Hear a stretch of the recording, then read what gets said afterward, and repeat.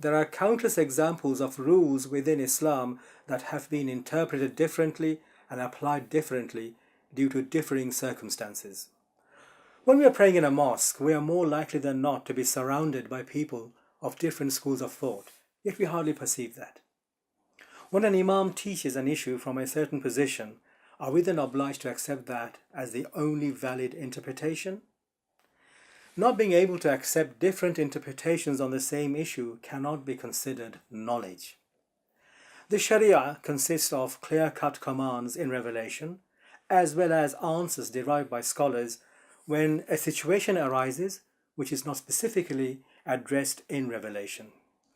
They use reasoning techniques from disciplines of interpretation within the principles and goals of the Sharia known from the revelation itself.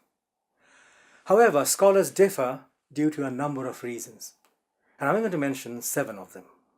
The first reason is rules that scholars use to derive answers, such as usul and qawa'id of the deen, the foundational principles of the religion, or goals of the Sharia, maqasid al-Sharia, they differ about them.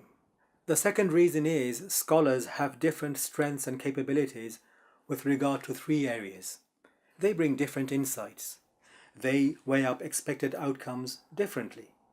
And they differ about how to maintain and improve certain matters regarding society, such as stability, peace, greater good, wider benefits, individual rights, and comforts. Now on to the third reason.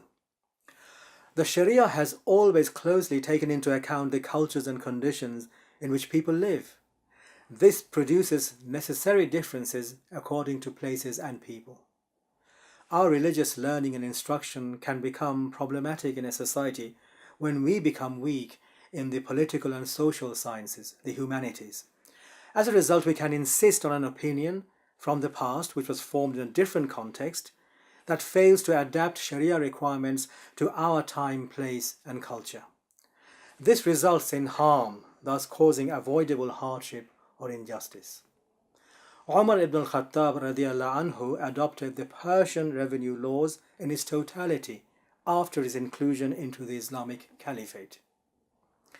Imam al-Shafi'i rahimahullah is known to have changed his legal opinions after moving to Egypt because the social environment was different, and Ibn Hanbal rahimahullah underlined the requirements of a mufti that he must get to know the people, which included people's habits and customs. There are many scholars who throughout history have taught the importance of bringing solutions in keeping with local cultures, customs and norms. Al-Sarakhshi rahimahullah emphasized, whatever is established by sound custom is equally well established by sound legal proof, meaning that Islamic law endorses all good aspects of local culture.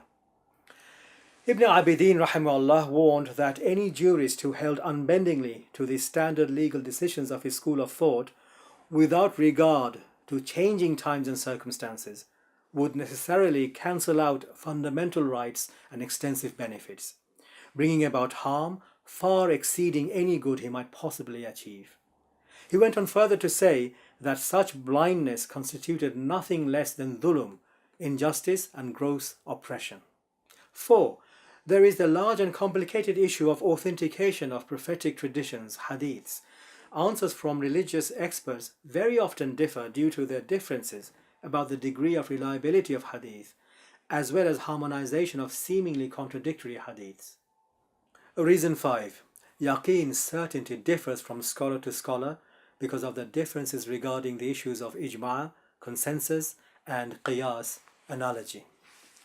The 6th reason concerns the place of doubt in the Sharia, a lengthy and involved subject that revolves around the directive Idra'ul Hudud bishubuhat, avoid criminal punishments in cases of doubts.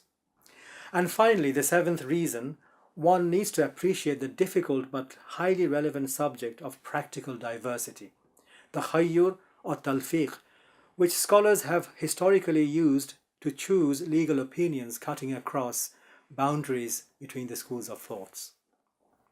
Thus we can see there is not a single product called the Sharia, and it is by its very nature something to be adapted. Please click on the next video in which we discuss the importance of self-criticism.